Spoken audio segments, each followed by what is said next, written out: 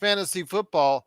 And if you have the Miami Dolphins on your team, you are a very, very lucky person indeed because you got a nice jolt of offense because the Miami Dolphins were 3 points away from scoring. They could actually got the field goal to pass the record, but they decided not to and go ahead and they defeated and destroyed the Denver Broncos 70-20. Here today to discuss that as far as the options going forward and the rise of Tua Tagovailoa as a front runner for the MVP. Good man indeed. It is Chris Lardieri, first off, from the Domination Sports Nation. Chris, great to have you here as my co-host in crime. Want to go ahead and hear your thoughts on this. Miami is becoming a powerhouse in the East. I think a lot of people were worried that if Tua was going to stay upright, he could do a lot of damage, but people were a lot of worried about could he stay upright? Should he even be in the league with all of his concussions and so forth? Your thoughts on the Miami Dolphins for fantasy football owners, because really it looks like something that if you can find some good players on there, including a brand new player that exploded for 200 yards last weekend, it might be a bet worth taking. I got no volume on you, Chris. You were here. You were volume. Oh, so while Chris, just go ahead and interject whenever you can, as soon as you can. Magic Man's here. Magic Man Sean Grice. Magic Man, you saw and you actually were commenting in our email chat in regards to the outburst by the Miami Dolphins at Denver. Literally destroyed them. Your thoughts, my friend, on that? Yeah, Gerald. I scanned the bottom of the screen. I saw 56-13, and I thought, wow, could it get any more embarrassing? And then I Didn't. went to the bathroom, came back. Yeah, it's 63 now. Oh, okay. So they're just running it up. So I went to grab a beer. 5 minutes later, yeah, now it's 70. Now it's 70-13. And That they was had a chance to kick a field goal to get the record, and they chose not to. yes. They chose not to. In the most spiteful, uh, twisting the knife as deep as you can, Mike McDaniel. Yeah, we could have went for the record, but 70 points was enough for our guys. It's you could have stopped at 56, but it's what Joe and I think Chris would say as well. You can't stop. This is the NFL. If you want to stop them from scoring, stop them from scoring. That was the most embarrassing performance I've ever seen from an NFL team, Gerald. Honestly, top to bottom, they should all be embarrassed. But again, Sean Payton decides, yeah, I'll just throw Russell Wilson under the bus, and everything will be all right come Monday. There you go. Absolutely. I still think though Russell Wilson has some play as a backup quarterback, so don't be so far down on him. You're not thinking about it because his statistics still bear out as far as pretty decent for a backup quarterback. Chris, do I have you back now, my friend? You're still silent on me, my friend. Might need to come back in and out, and then you'll be able to go ahead and come back onto it right now. So I'll bring Joe Soro from LakersBall.com, Oxide Team 47 in here.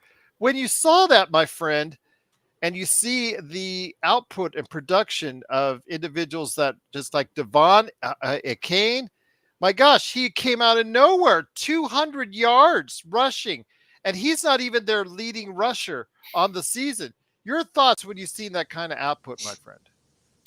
That's a good question. I got you I back, Chris. Okay, Go ahead. go. I'm wondering if I was wondering if Denver had quit on Sean Payton this early into the season. It doesn't Good point. sound right saying that, 3 games in, but it just looked like they had given up, and I don't know why. Why would you give up? Why wouldn't you just continue to play? I know you're going to lose at this point, but to allow probably an additional 40 points on top of the fact that you were going to lose the game. I can't really seriously understand what went on there. Uh, I'm trying to be supportive as much as I can, but it just looked like a team that said we're losers and we're not going to play. Gerald, how many fantasy points would you have gotten if you had the Miami offense? 726 yards. Well, you can't play the old. It's so funny because they don't do a team offense, but they do a team defense as far as in virtually all fantasy leagues, and even the Miami defense was able to go ahead and score positive points. Chris, when you look at it, I mean, Tua, how far can he go with this? He is now at this point where he is one of the top quarterbacks now in fantasy football. I think I write him right now about third. I think he's ranking right now as far as fantasy points are concerned. I don't know if it'll stay like that, but right now he has to be a hot pick amongst fantasy football owners for trades and pickups if he's not in a league or if he's not off the waiver wire already. Yeah, definitely. And apologies for the earlier audio inconvenience. But here's what I have to say about the Dolphins, Gerald. I scored 140 plus points in our league, and I still got steamrolled by 30 because our opponent had Raheem Mostert, and enough said there. But as for Tua, I mean, look, we've said this in the offseason. We said it last year. If the guy can stay healthy, he'll be dangerous. What we're looking at here potentially is if he can stay upright and this thing keeps chugging along, we could be looking at this year's version of Jalen Hurts, where I don't want to say he came completely out of left field, but from a fantasy perspective, I know there was a lot of doubt and skepticism. People were taking him as a backup quarterback. Look, I know the Broncos aren't great, but this is a team without Jalen Waddle. I was talking to a Broncos fan, my friend Mark, last weekend, and he said, at this point, don't you just double or triple team Tyreek Hill? Well, Mike McDaniel's got the two-headed monster at running back, so who do you stop? So again, if not only from a fantasy perspective, but just overall, good vibes, societally speaking, if Tua can stay away from being concussed and healthy, I think this is a great story. Absolutely a great story indeed. But Sean, I'll bring it back to you, my friend. This Tua was available 2 weeks ago in over half the rosters out in the league. I'm just going to say that again. Over half the rosters on the league. And you know how way fantasy football owners are. They immediately dive into the player that they think might be able to produce short term for them. If in this case, though, Tua really looks like somebody he's going to go and be a top player in the league. Do you agree with that? Because Las Vegas certainly does, because he's now shot up to be the favorite for MVP at this point in time. I think so, Gerald. I it's pretty obvious now he's likely gonna break a lot of Marino pretty much has, I think, every Dolphin quarterback record for a season. If he's playing like this, Tua might actually nip at the heels of some of Marino's records with his efficiency. It's just been unreal, and I think wouldn't you have to put him in the top 5 as a fantasy quarterback right now? Right now, absolutely. He Yeah, is there him. statistically. Yeah, him, Hurts, Mahomes. Who else would you put in there right now, You know Gerald? what? And that's something I'll lead into here right now with you, Joe. You'll like the sound of this. Can you believe this, my friend? A quarterback who I've used before in the past, and I kind of passed by because a lot of people thought he was kind of done. It's because some of his options went away, Joe. Kirk Cousins. Your thoughts on Kirk Cousins, who actually leads the league in passing yards, and I believe leads the league in touchdowns as well. Yeah, Kirk Cousins is a great fantasy football quarterback player. You're gonna be good until he's in a big game late in the season. Don't ever start Kirk Cousins in a championship game. I watched a buddy of mine come to grips around the second quarter that he was going to lose his championship game because of Kirk Cousins. And it's not the first time Kirk Cousins has done that. Kirk Cousins is the most unclutch quarterback with those kind of statistics you will probably ever see in your life. And if you do carry him until, let's say, the playoffs, just make sure you have a backup so that once you do get to the title game or at least the semifinals, you have another backup that can take care of that. But with that, it's fantasy football. I'm in 3 leagues right now. One league I just can't seem to win a game so far because I keep losing by like 3 points, 6 points, and then I had a good run on my one of my other leagues where I won 2 out of the 3, and then the other one is a 1-2. So right now I'm 0-3, 1-2, and 2-1.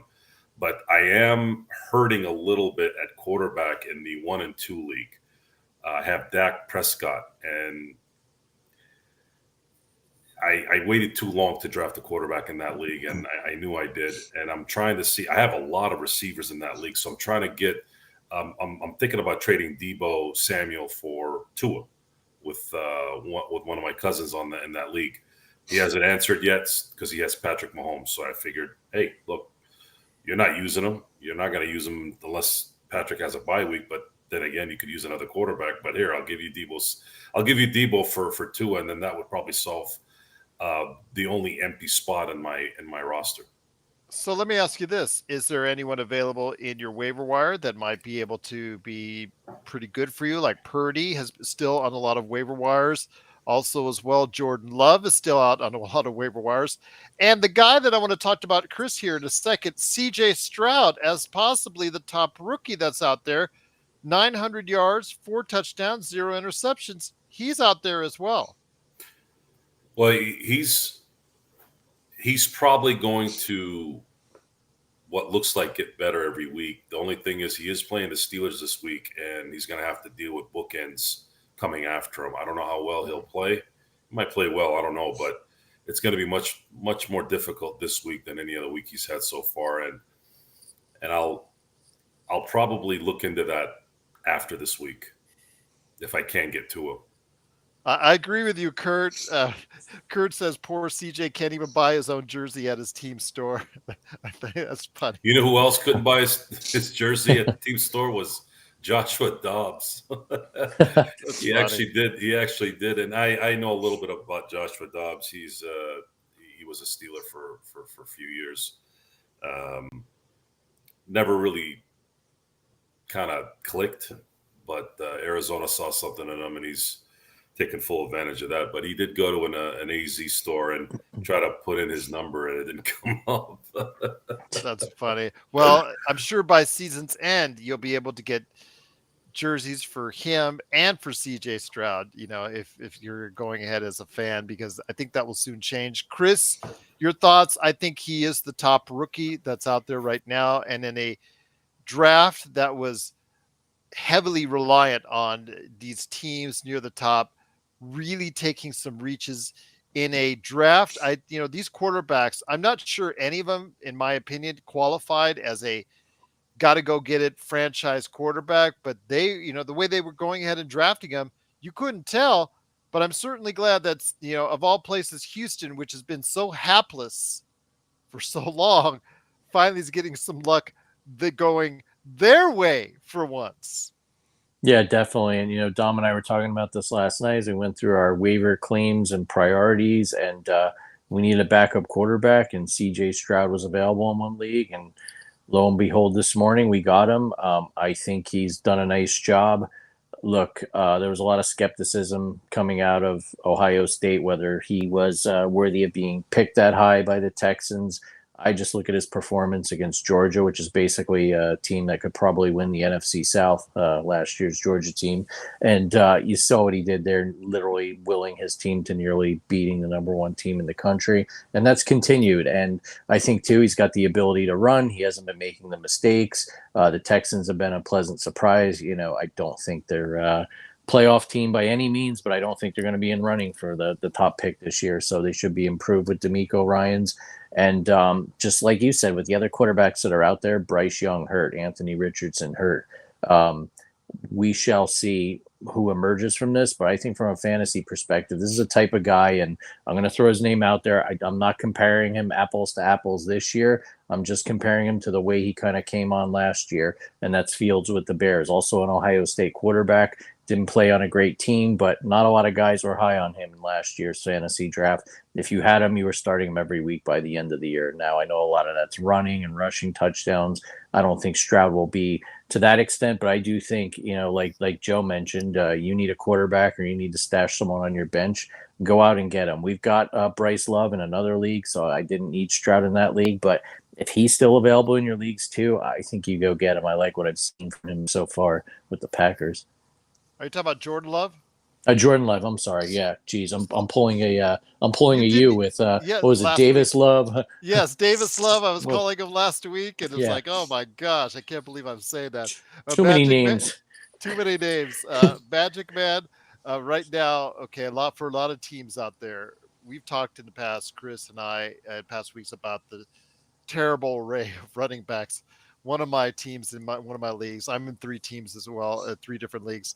One of my teams has got absolutely zippo because of injuries at the running back position. So I'm going to be hurting here in the not too distant future there. But we talked about the wide receivers in some sense, but quarterbacks are something right now people are starting to take good attention to because they're starting to weed themselves out as far as the good and the bad ones. People need to start looking at maybe possibly investing in a backup quarterback sooner rather than later if they haven't already.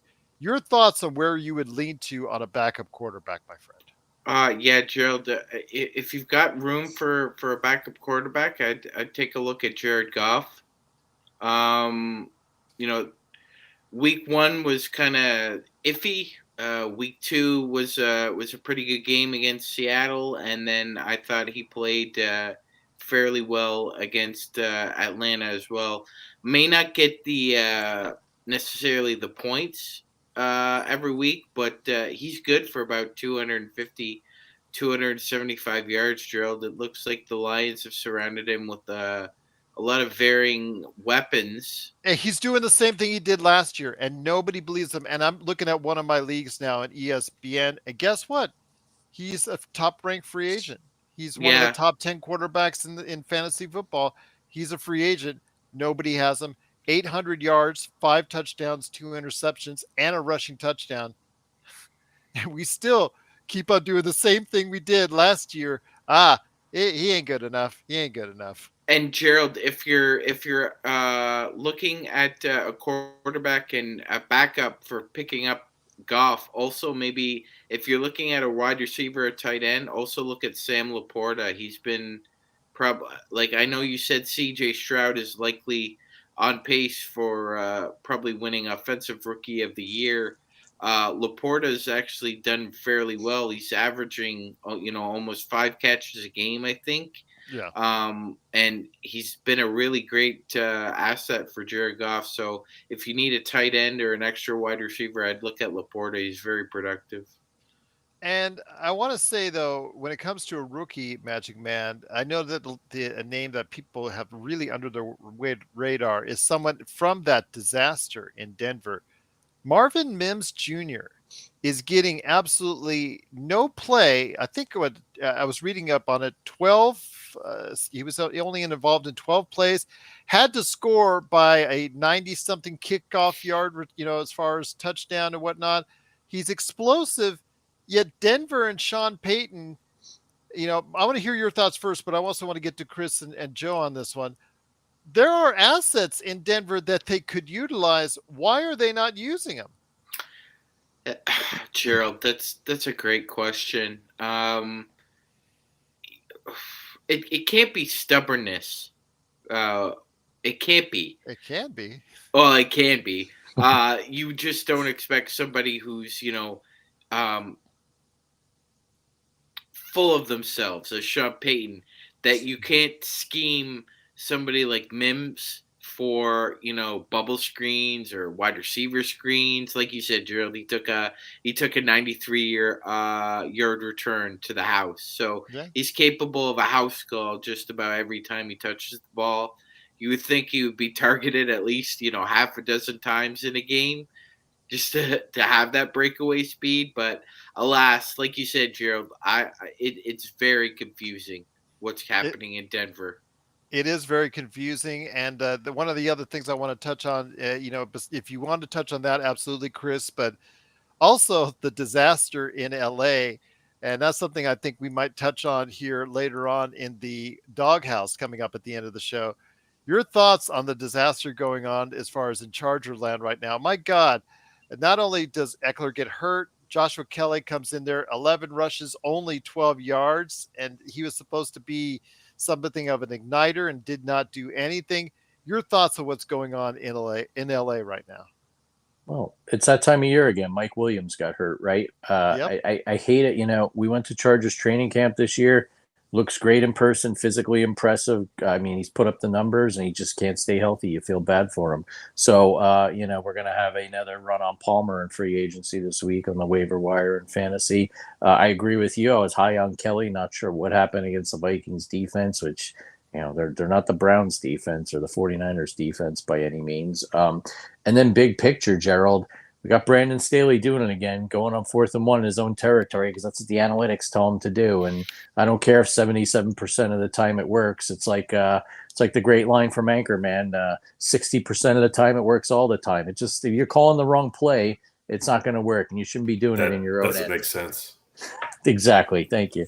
So, and you know, at the end of the day, Pungent. who does this affect? This affects Justin Herbert's value. I had him last year. I live with the frustration. I don't this year, but you know, he's got a good rapport with Josh Palmer. Keenan Allen definitely benefited, but does not bode well for the Chargers here on out. And frankly, they were lucky to win that game in Minnesota.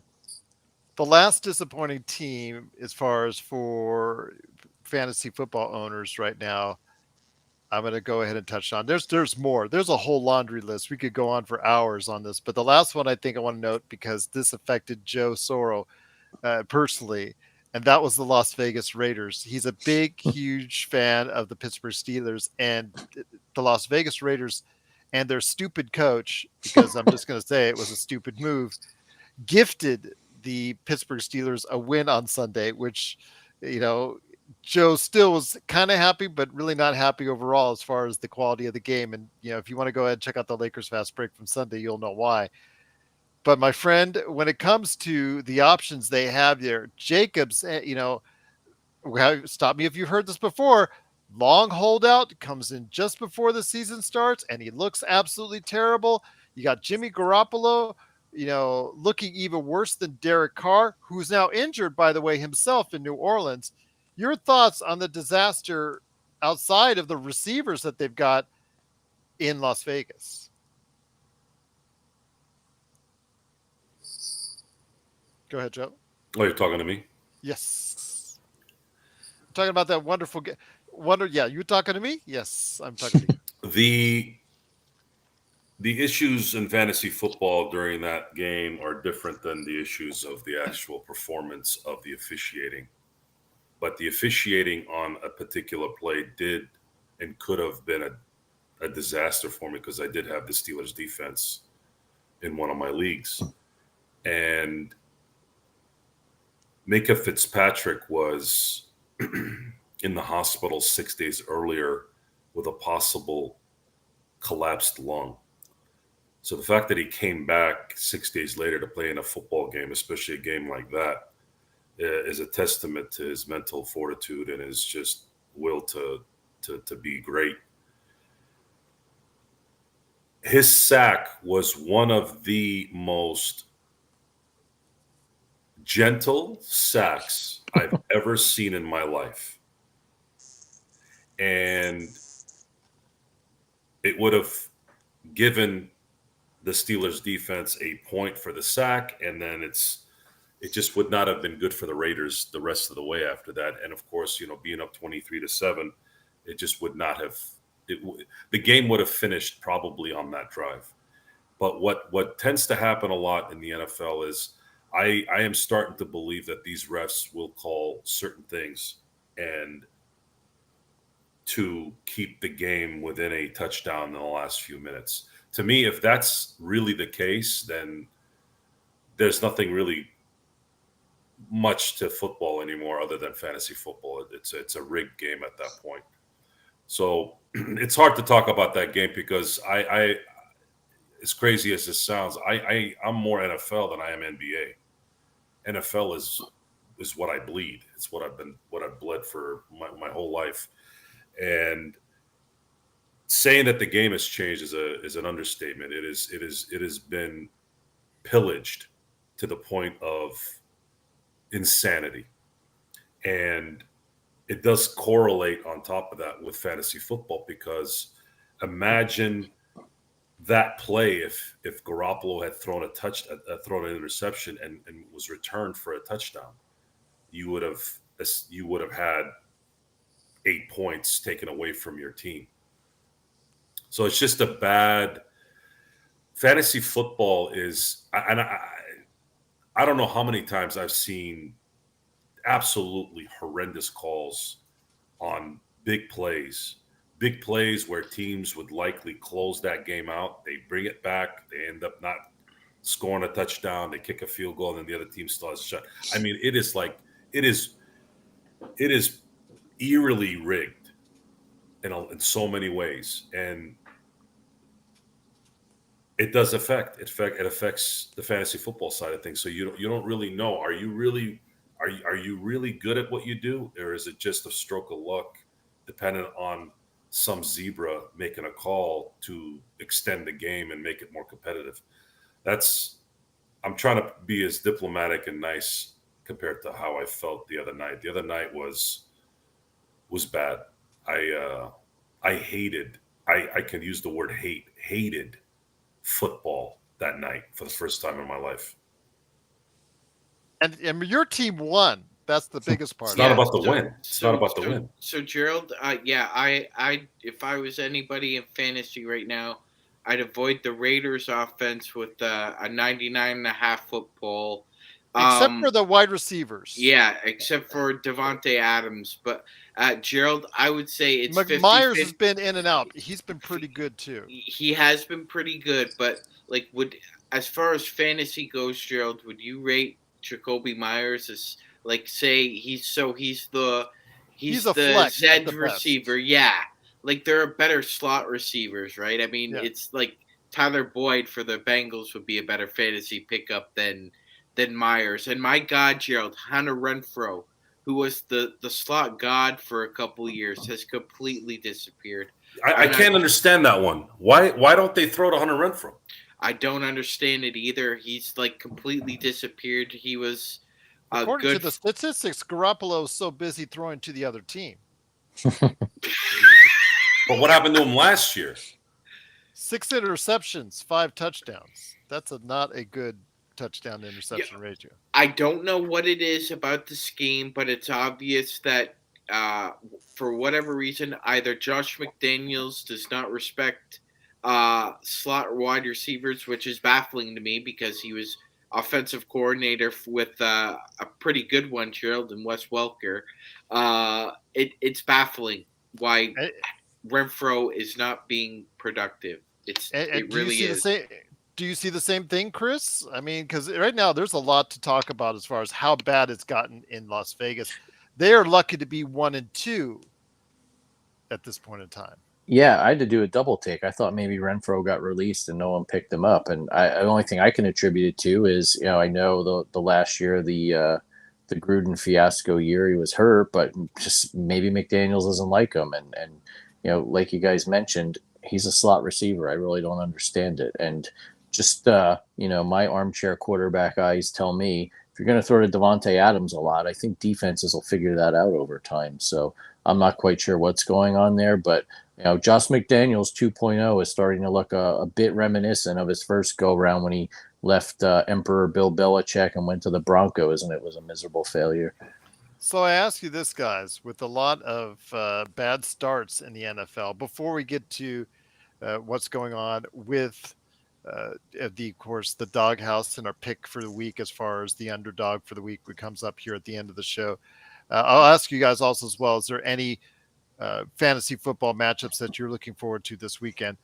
Who's on the hot seat right now the most? Whose seat is the hottest right now as far as a head coach is concerned?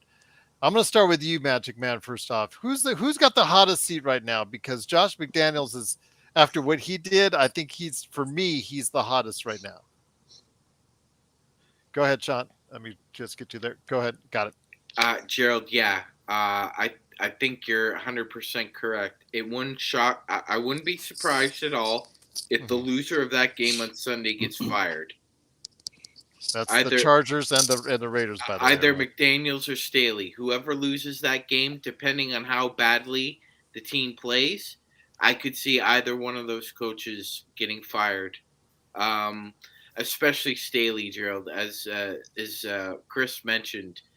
I mean, it's really getting hot, and like the Raiders are terrible. They're just a terrible they're just a terrible offense, and if they beat Justin Herbert on Sunday, that looks really bad, Gerald. It really does.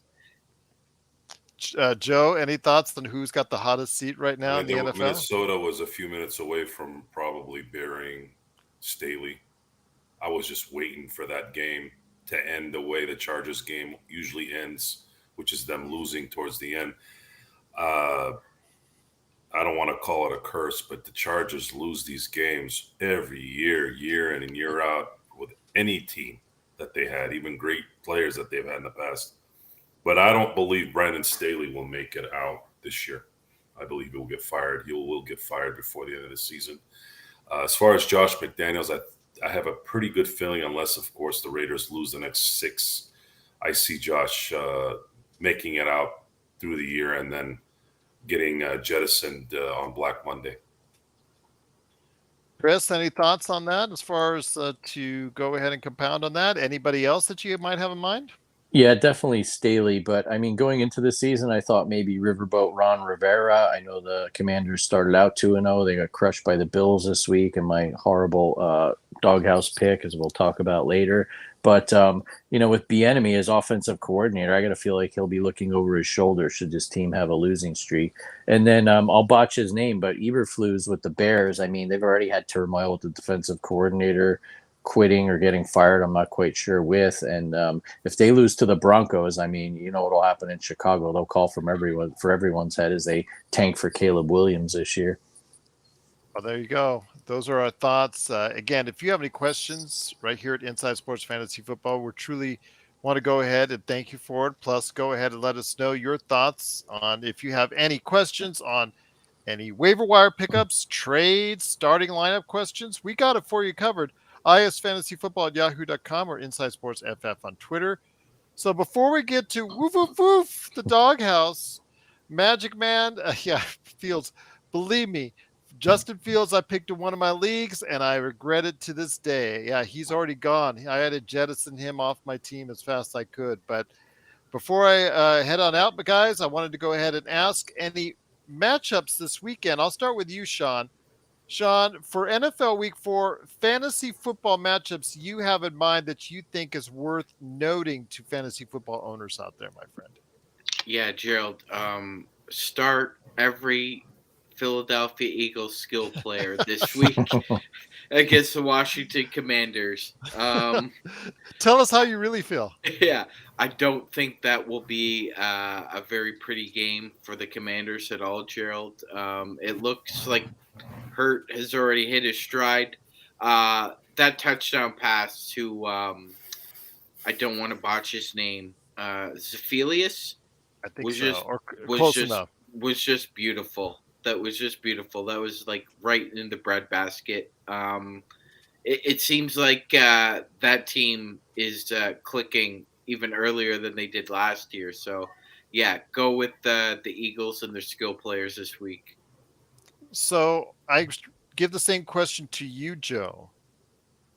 Any fantasy football matchups that you can give people advice on for this weekend? Because I know there's a lot of people out there that reach out to you. Hey, who do you thinking, man? As far as fantasy football matchups, I got a little bit. I'm down so far this season, 1-2 or 0-3. Where do I turn to as far as a good matchup for fantasy football this weekend? I'd say probably Seattle against Chicago. I think you're going to see possibly Walker probably have one of those 3 touchdown type games. And Lockett, he's Mr. Reliable. He always seems to get a touchdown, whether in garbage time or during prime time. And I'm still in complete shock at what Pete Carroll has done with Geno Smith. I can't understand how this guy was a backup for 7 years and he turned him into a Pro Bowler. And I think he's going to have a really good game this weekend. Don't be surprised if he gets like a rushing touchdown, that type of thing as well. So that would be probably my. I don't want to say locks. There's really no such thing as locks when it comes to individual play in fantasy football. The only lock I had down last year or last week was Miami. I just didn't know they were going to. I just didn't know they were going to lock up as quickly as they did. But yeah, I think Seattle, because I think as bad as Chicago is, as bad as Denver is, I think New York is just behind them, and it's gonna get worse. And I hate to say that because I like when the Giants are good. It seems anytime a New York team it plays well, if you just feel it feels different. I don't know what it is. And with the Jets going downhill, I mean, you thought maybe the Giants would have some connection here this year from what happened last year, but I see it sinking worse and worse. One question, Chris. Well, actually, go ahead. Hit us up as far as any fantasy football suggestions for Week 4, and then I got some questions from our awesome audience right here. Yeah, looking forward to this game, not only from a fantasy perspective, but overall, just as a football fan. The Bills and Dolphins, I mean, the last two times they played last season, towards the end of the regular season in December, and then that wild card game, even though Tua was hurt, both teams put up points, and I think that continues. It's going to be a slugfest. Whoever wins this game is going to be in the driver's seat to win the AFC East. I know it's still early, but they'll have some momentum. And I just think, especially if Waddle plays, we could be looking at a nice shootout. So I say start your Bills and your Dolphins. I know everyone's talking about the Dolphins defense, and there's a lot of hype with Vic Fangio as coordinator, but they haven't showed me a heck of a lot other than they're missing Jalen Ramsey. So I would think Allen and company will put up some points. And I just enjoy the game. I really think it potentially could be a shootout, and fantasy owners will love that. So, Sean, first question from our audience right here. Francisco Castro is asking, just got offered Cooper and Mixon for St. Brown, full PPR. My team is Lawrence, Pollard, Walker, Jefferson, St. Brown, Ingram, Debo, and McLaurin. I got Dell on the bench with absolutely no running back depth. Should he do it? And again, that's Cooper and Mixon for St. Brown. Go ahead, Sean. Yes, I would do that this week at least. Joe's got that look. Yeah, I would do that this week. They're playing a Titans team that their defense just doesn't seem to be up to snuff so far, and I think at some point, Gerald, if Joe Burrow's gonna pop the champagne cork and just run all over people. So I mean, if you could get Mixon and Cooper for St. Brown this week, I'd do it. Joe, you seem to kind of standoffish on that. St. Brown, I'm a little hesitant on that one because I believe he's going to get better as the season goes on. And I like Mixon though, but my instincts say no. I wouldn't do that trade. Chris? I'd lean towards doing it because you're going to need the running back, and we saw Mixon get in the end zone Monday night, so hopefully this is the hint of things to come. Also sounds like you've got some wide receiver depth, so while I'm always bullish on St. Brown, I feel as though teams have been keying on him, and then he's already been injured, so this could be a case where, you hate to see him go, but who knows, you might not even get points out of him week after week, and you need that running back. It looks like Mixon's the one who's emerging in Cincinnati, so I think it's worth a flyer. I'd do it for the reason why he stated at the end of his statement that was that he has no running back depth. And as someone who has one of his teams that's because of injury, absolutely is in that same predicament. If I was offered that, I would probably do the same thing as well, just so I can find some running back depth, because it's week 4, and of all my reserve running backs of any quality or any point value are gone. that would leave me concerned indeed. So I would probably say it would probably just because of that fact, I'd do that as well. I want to go ahead and mention Ryan Kennedy, who's also here. Thanks everybody for watching and listening. Truly appreciate it. Who to start at Flex Full PPR? Christian Watson, Hollywood Brown, Cam Akers, Najee Harris. He has Saquon, but with the injury and the Monday start, I don't know. So your thoughts? Who should he start, Joe, at Flex Full PPR? Christian Watson, Brown, Hollywood Brown, Cam Akers, or Najee Harris? Hmm. Is Watson still is he healthy? Yeah, I don't know. I don't think he's playing, is he? Who was it again? I'm sorry. Christian Watson. Christian Watson. I'll look it up, but yeah, just make sure he's a go for or not. But your thoughts, though, Joe, on that? Say the names again. said Najee it- Harris. The rumors are that he's going to Cam make Akers. his debut. Christian Watson may make his debut versus the Lions after the hamstring injury. I'd avoid Hollywood Brown this week, Gerald. Yeah. They're playing the San Francisco 49ers. Definitely not Hollywood, and I'm not. Cam Akers against the Colts defense. I don't like that. The Colts defense is really good. I don't expect Cam Akers to get a lot of fantasy points, Gerald.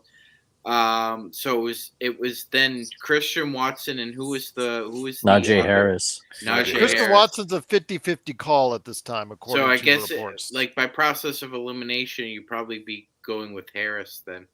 I would wait it out and take Watson. The problem with Harris is the offensive coordinator, Canada, seems to just keep putting Najee Harris in bad spots in terms of how he wants the team to run. And it's also a combination of the front middle area of the offensive line getting blown out a lot. And I know they've played some aggressive defenses with some good pass rushers, but Jalen Warren is slowly getting more and more reps, and because he has a burst that just allows a little bit of fear by the defense, whereas Najee's more cerebral and more kind of a poor man's Le'Veon Bell. The only difference is Le'Veon Bell could slither through running slow, whereas Najee Harris kind of happy feet his way. He might break through, though. I feel like Najee has a shot at breaking through and having a good game. I just don't know when yet. This could be a good game.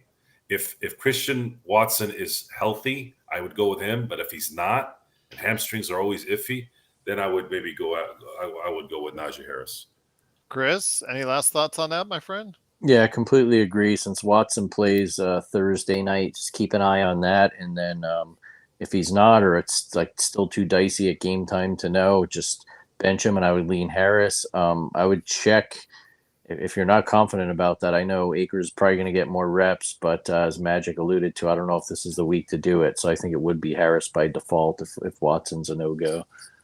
Last thing I see from Bloodhound, still debating if he should flex Kirk versus Atlanta, Kirk or Allgaier. So your thoughts on that, Sean? Kirk or Allgaier?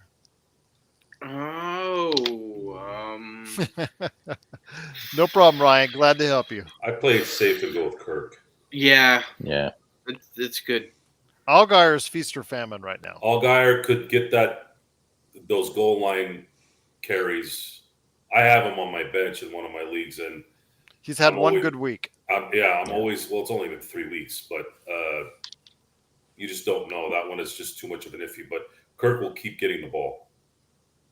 He'll definitely get the ball. So I'll go with Kirk. All right. There you go. Some great questions indeed by our audience out there. Truly appreciate it. Again, if you have any questions, always for us, isfantasyfootball at yahoo.com or Inside Sports FF on Twitter. All right, guys. One of our favorite parts of the show is coming up right now. We head on down, going out of the house, going into the front lawn, looking over to the left, and woof, woof, woof, it's the doghouse. So, Chris, Joe, and Sean, if you're looking at the lines for this week, This is for entertainment purposes only, as we always want to go ahead and make sure we let everybody know out there. Magic Man, I'm going to give you first dibs on this. So you're looking at the lines. Is there one game for an underdog that you like the best for this weekend? Uh, yeah, I do. The Bucks and the Saints Sunday night. The Bucks are a 2.5 point road dog, Gerald. I really Mm. like that. Um, I, I, I, I really like that. yeah, I don't expect Derek Carr to play. So it's good. It's likely going to be Jameis Winston. Jameis Winston against Baker Mayfield. Okay, because if you do still get that, you're going to have to go ahead and get that quick. Because I've seen some lines that are now looking at as far as yeah, to a 3 point. Man, my gosh! But yeah, I would. That's definitely something really good there if you can get it. Yeah, I'd be all over that 2.5 points as a road dog Sunday night. I really like Tampa Bay in that game. Nice, nice, good pick, excellent pick, Chris. Woof woof woof. Return to the doghouse, my friend. Who you got? I've got the Dolphins getting 3 points. I had to do a double take, and the last time that happened was a few weeks ago when the Ravens were getting points against the Bengals. I know they're 1-9 in their last 10 at Buffalo, but they showed signs of life last year, and like I said, that late game in late December and the playoff game. Um, I wish it were 3.5, but oh well, I'm greedy as a proverbial gambler here in this segment. But I would not be surprised if the Dolphins come out and win this game. So take the 3 points, take the cushion. We all know Vegas gets at or around the number freakishly way too much these days. So who knows? Maybe there's a mixed two-point conversion, a botched one or a converted one that makes it a 2 point game, and the Dolphins only getting three covered by one. But I'm going to go out on a limb, and I think the Dolphins win this game. But what the heck? Take the points while you're at it.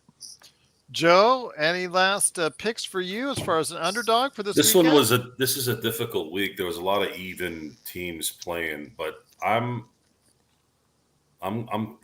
thinking Carolina over Minnesota Okay. just because of Kirk Cousins. I don't know what it is about that guy. 300 yards, 3 touchdowns, and you still lose every damn game. How does that work? I don't get it. I don't get that guy's game.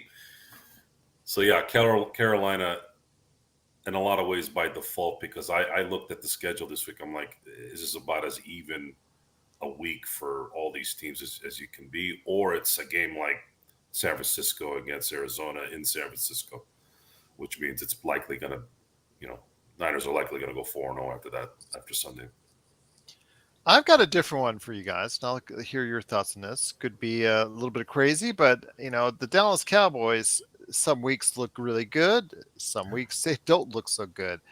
And you've got the New England Patriots heading in there. Mac Jones has really done a solid job when a lot of people thought he might be out of a job by this point in time. He's actually, if you still available in a ton of leagues out there, if you need a backup quarterback, he's done some solid numbers so far.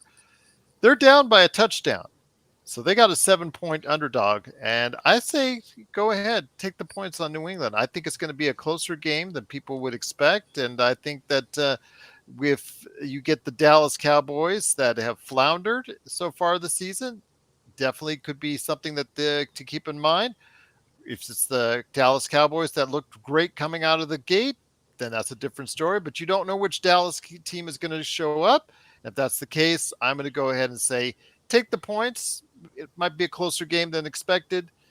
New England with Mac Jones, maybe finding and mustering enough to see if they can get underneath the -7 on that. So that's my pick as far as the underdogs are concerned. So awesome picks indeed. You guys have been great. Don't forget to catch Magic Man again and Joe Soro at Lakers Fast Break.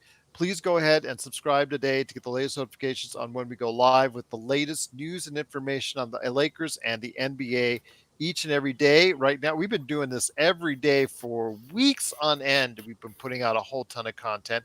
And remember, we're doing team previews of all 30 NBA teams. So go ahead and check it out. We're doing interviews. We're conducting interviews with people all around the world, experts from all around the world talking about the NBA. So go ahead and check it out today. Plus, of course, regular Laker-centric shows, a lot of entertaining things, rants galore, laughs galore. We always seem to have it at Lakers Fast Break.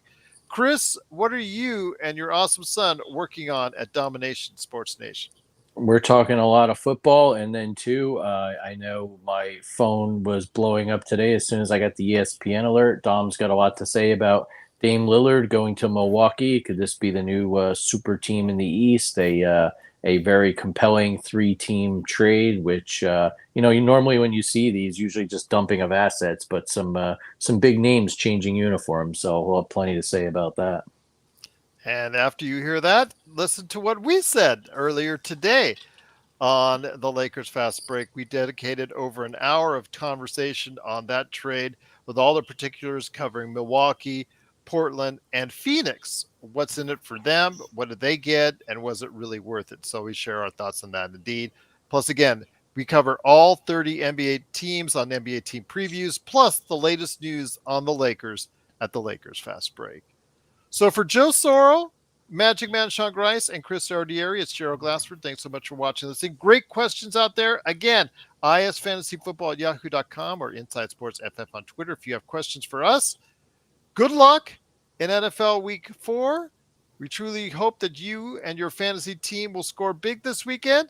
And as always, please catch us right here at Inside Sports Fantasy Football.